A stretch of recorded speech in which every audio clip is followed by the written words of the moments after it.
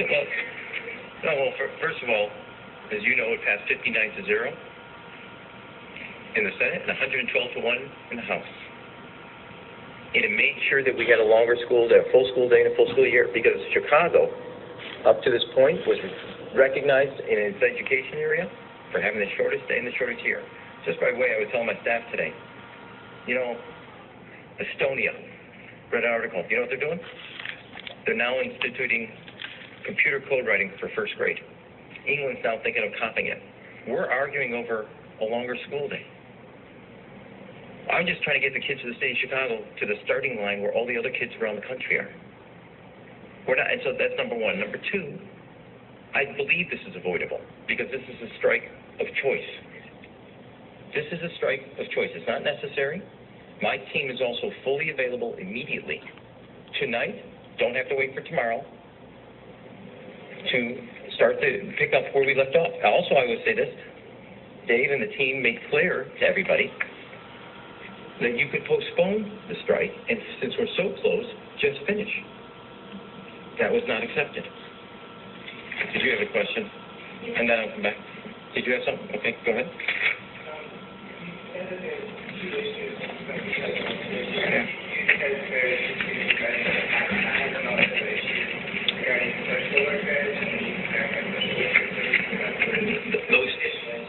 There was not, I'll let Dave, you can come up at this point, but I'm telling you, those were the two final issues. Dave, go ahead. First of all, in our proposal, which I did not talk about earlier, but if you read the document, we agreed not to change the class size language that is in the agreement today.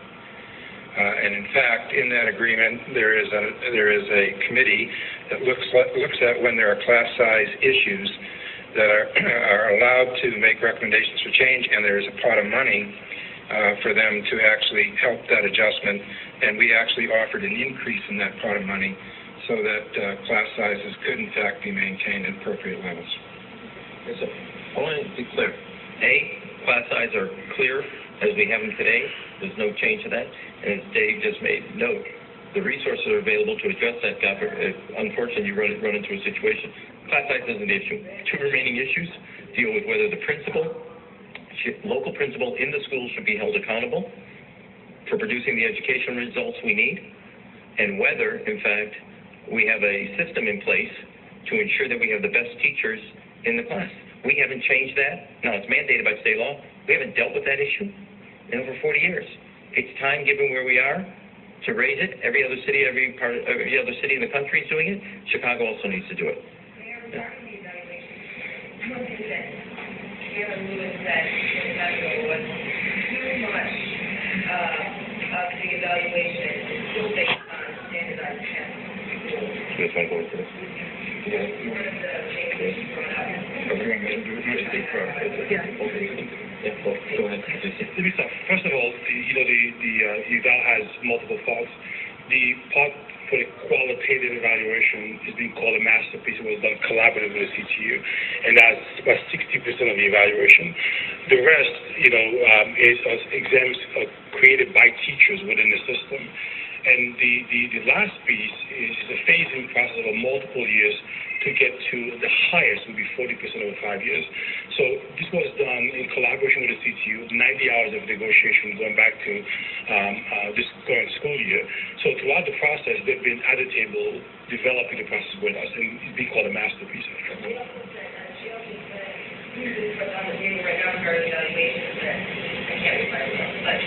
Roughly 6,000 CTU teachers could lose their jobs in 1 or 2 years. Yeah, we asked a couple of times at the table how they came to that number, and that information was never provided to us. So I don't know how they're getting that kind of a calculation, quite frankly. Just to add that the system we developed was developed to help teachers get better at the craft. It was not developed to be a hammer to get rid of people. It was developed to actually make teachers better teachers over time by having them have a voice in their own evaluation. So this was done to be a collaborative process between the principal and the teacher. Much better process than this is right now. I think there's one more really important piece to this teacher evaluation proposition is that we have offered to use this first year and to recognize that there may be kinks in that system and to have a team composed of members of CTU, members of the administration, to walk through this year to determine exactly where those kinds of bumps that have been delineated by the CTU might exist, and then moving forward to take those recommendations for years 2, 3, 4, 5, and moving forward to modify the design. I really want to pick up 2 points. It started, as JC just said, in September, actually going back to August, as a collaborative process. The bones of the system were developed collaboratively. Second is, as Barbara just noted, we were willing to make, the first year doesn't, so to say, count on your score, so we could all continue that collaboration, work through the system to fine-tune it. It has been collaborative from the beginning. The bones of the system is based on a mutual agreement between the parties, and going forward, the first year doesn't count, with a committee set up to continue the collaboration to refine it. But you can't pull the guts out of the system. It's either we have to have an evaluation system, which we have not been changed in 40 years. In 40 years, it has not been changed. It is mandated by state law. We've developed it collaboratively. They were co-authors on it. They continue to be co-authors ongoing. I can't think of anything more respectful. Mayor, I'll take one more. Hold on. I've been fair. I'm sorry. Manual, chamber, this, as far as, he's trying to, this is like actually, this retreat is only always Chicago national embarrassment. Well, first of all, you know, if you're looking at embarrassment, I kind of look at having the shortest school day and the shortest school year as an embarrassment. That's what we were known for. Our kids, for the first time in 4 weeks, got what other kids across the country would get, and I would dare say what you got as a reporter before you got in here. You, all of us standing up here, we never went to school on 5 and a half hours, 170 days. Not one of you. Not one. We got here because we had parents that loved us unconditionally, and children and teachers that inspired us. To achieve something, you need to be able to get to college. That starts in kindergarten and first grade. And it starts with not choosing between whether you have math classes and science classes, but math and science. Not whether you have reading and writing and collapse them into one class, as I saw on Friday, but the ability with the time to give quality instruction, 1 hour on reading, 1 hour on writing. And in all the other schools I saw, they've added a half hour for one-on-one instruction. So if you're looking at embarrassment, the reason I took on the issue of the longer school years, because that's what Chicago's known for.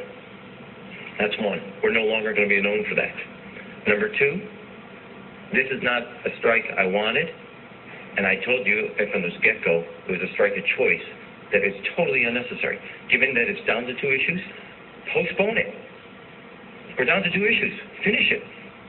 Let the kids go back where they belong. They don't belong. We'll have the resources, we'll have the infrastructure to handle this, but it's not necessary. When you build up, every educator will tell you, each of the days build up. You had 4 weeks without a break. Kids were building up the time on reading and math. This is not the right thing to do to these children. It's unnecessary, it's avoidable, and it's wrong.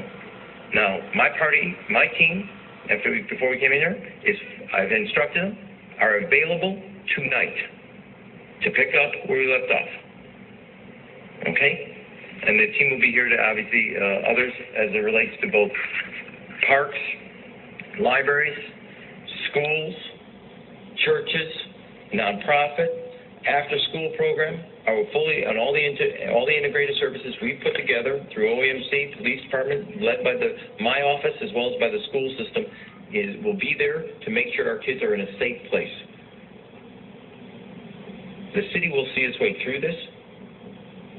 We will make sure our kids are safe. We will see our way through these issues, and our kids will be back in the classroom where they belong. And I would like all the parties to do right by our children and sit at the table, as I've said from day one, and I want to repeat. Our kids belong in the classroom. The negotiators belong at the negotiating table and finish their job. Thank you. Mayor, first of all, I want to thank and recognize all of my sister agency leaders who are here with us tonight. We're helping house starting begin tomorrow morning, from libraries to parks to police to fire, faith leaders, not-for-profits, and CBOs, community organizations are going to be working with us for the next day or so to support our kids across the city. As you're aware, the CTU has decided to go on strike, and our kids will not be returning to classrooms beginning tomorrow morning. As a father of three, I can tell you the strike places a tremendous burden on families across the city, and we have an obligation as a school district and as a city to support our children. It's why we've developed this Children First initiative. We all urge our parents to be prepared for tomorrow by securing different alternatives for their children. But for families who may not be able to have access to other kinds of alternatives, we have 144 sites opening beginning tomorrow that serve breakfast, lunch, and provide constructive activities for kids throughout the morning. Parents can sign up at the Children First site online at cps.edu/childrenfirst or by calling 311. I also want to thank our principals, our school chiefs, who worked tirelessly over the last few weeks in preparing for this contingency. And I have an amazing team here as well who's been doing this kind of work over the last few weeks in preparing for a possible strike. We have 60 faith-based organizations who are providing safe haven across the city. We have the Boys and Girls, the YMCA, will be offering programs as well. We have 78 park locations throughout the city, and 76 libraries will be welcoming students, providing opportunities for online learning, especially for our high school seniors. CTA, Fire, Police, OEMC will be working in close partnership with our Office of Safety and Security to ensure the safety of our students and families. To talk a bit more about the safety piece, I'm going to invite Gary McCarthy to come and say a few words. Thank you, JC. Good evening, everybody. In anticipation of this event occurring, we've had the opportunity in the CPD to plan for a few weeks various components of what we would have to deal with if, in fact, there were a teacher's strike. And it breaks down into three general areas. The first one is to provide security at the 144 sites that the CEO identified that are going to be open for 4 hours a day, and those safe havens that the clergy, parks, and libraries are providing. The second component is to deal with any protests that the teachers may in fact have. We obviously have to be there with uniform presence to ensure their safety and protect their rights to express their First Amendment right to speech while at the same time preserving order. And then the third area is everybody always asks the same question, which is how are we going to deal with it if the kids aren't in school, if they're on the streets rather than in school, which basically takes us back to where we've been all summer. So in anticipation of that, we've done a number of things.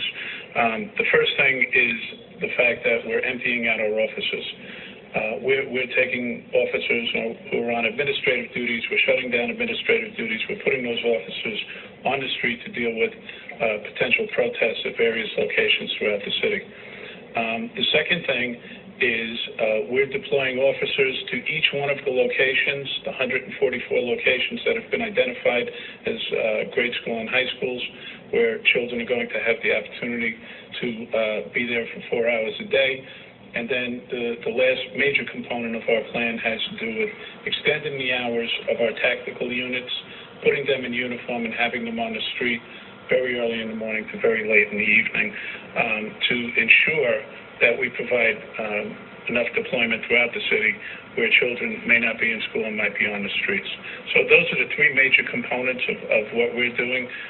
There's obviously other nuances involved, but that's really the bottom line of what we're going to be doing, starting 6 a.m. tomorrow morning. And I see you already have a question. I was going to turn it back over to JC, but you're not going to let me do that, are you?